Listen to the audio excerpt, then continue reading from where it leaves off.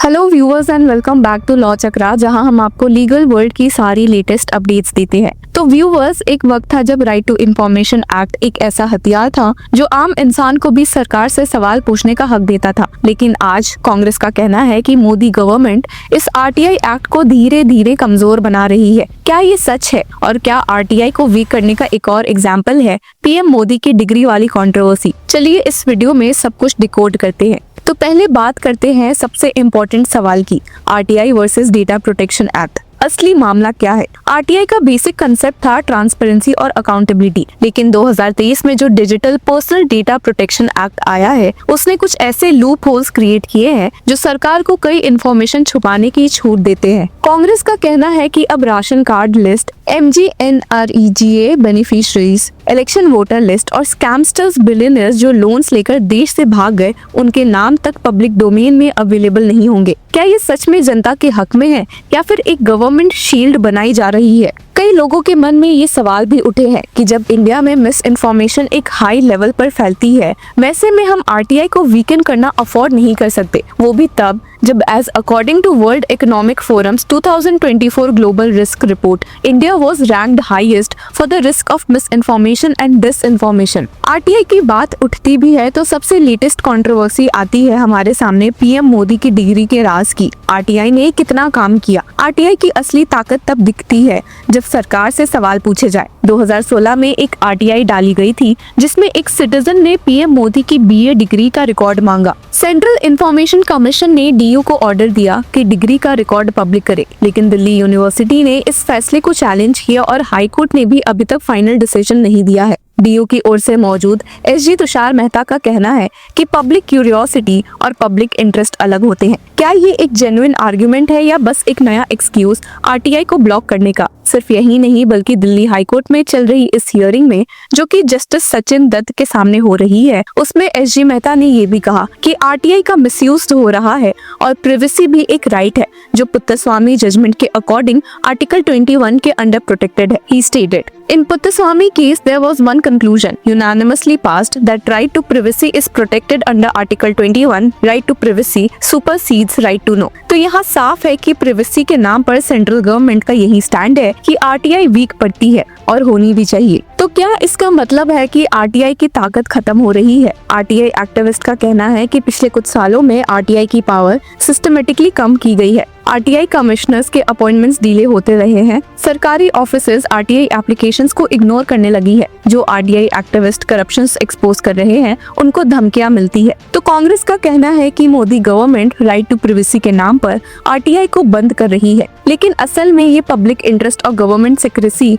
का बैटल बन चुका है। अब इस मामले में कांग्रेस लीडर मल्लिकार्जुन खड़गे ने एग्जैक्टली क्या कहा है, चलिए देखते हैं। एक तरफ मिस इन्फॉर्मेशन और डिसइन्फॉर्मेशन में भारत पिछले वर्षों से शीर्ष स्थान पर आ रहा है। दूसरी तरफ मोदी सरकार कांग्रेस यूपीए द्वारा लागू किए गए राइट टू इंफॉर्मेशन एक्ट को डेटा प्रोटेक्शन कानून लाकर कमजोर करने पर तुली हुई है। चाहे सार्वजनिक क्षेत्र की जानकारी जैसे राशन कार्ड की सूची, MGNREGA के लाभार्थी मजदूर, जन कल्याण की योजनाओं में शामिल लोगों के नाम, चुनाव में वोटर लिस्ट या फिर सरकारी बैंकों से लोन लेकर विदेश भागने वाले घोटालेबाज अरबपतियों के नाम, इन सब के नाम जनता के लिए पब्लिक डोमेन में सामने होना जरूरी है। पर अब मोदी सरकार डेटा प्रोटेक्शन के नाम पर आरटीआई को कमजोर कर रही है, जिससे ऐसे नाम अब सार्वजनिक नहीं हो पाएंगे। राइट टू प्रिवेसी एक फंडामेंटल राइट है और कांग्रेस ने उसके लिए लड़ाई लड़ी है, पर जहां पब्लिक वेलफेयर की बात आती है, राइट टू इंफॉर्मेशन जरूरी है। कांग्रेस की आरटीआई में भी राइट टू प्रिवेसी का ध्यान रखा गया था, पर इसका मतलब ये नहीं कि लाभार्थी की सूची या घोटालेबाजों के नाम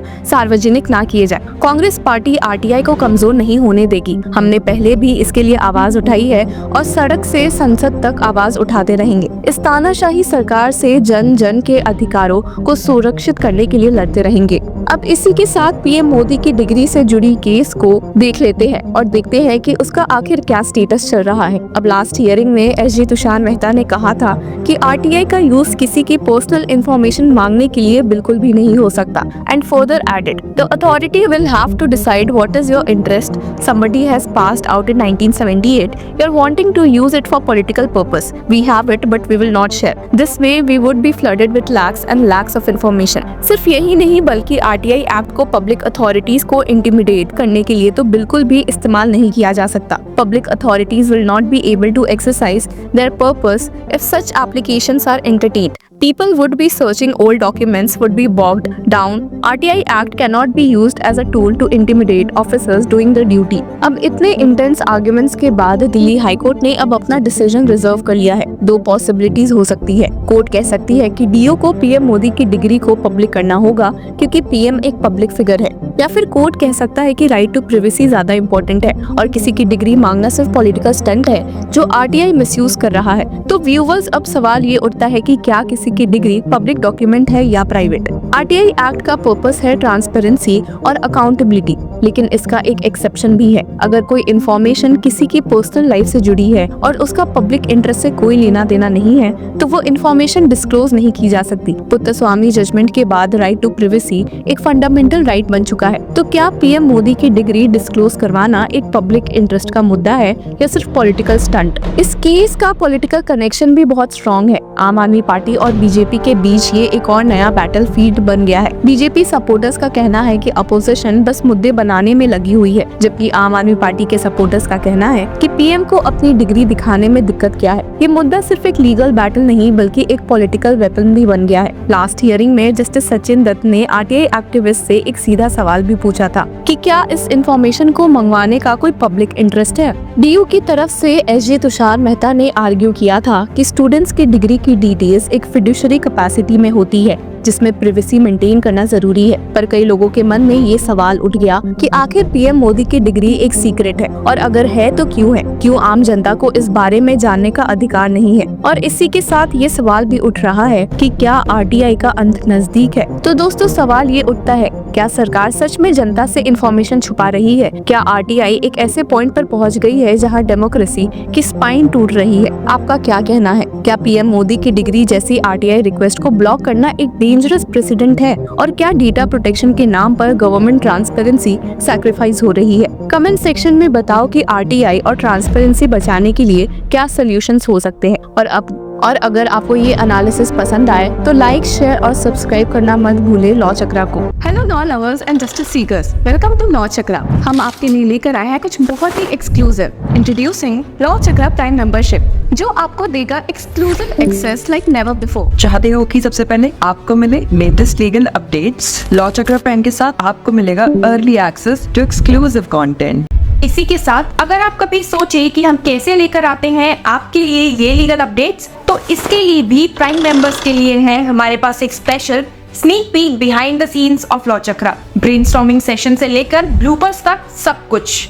In short, more content, more update and more analysis. Political legal controversies हो या इन डेप्थ लीगल सेशंस, सब कुछ आपको मिलेगा एट वेरी मिनिमल प्राइस. बनिए लॉ चक्र की प्राइम मेंबर और अनलॉक कीजिए full potential of legal knowledge. अभी ज्वाइन कीजिए.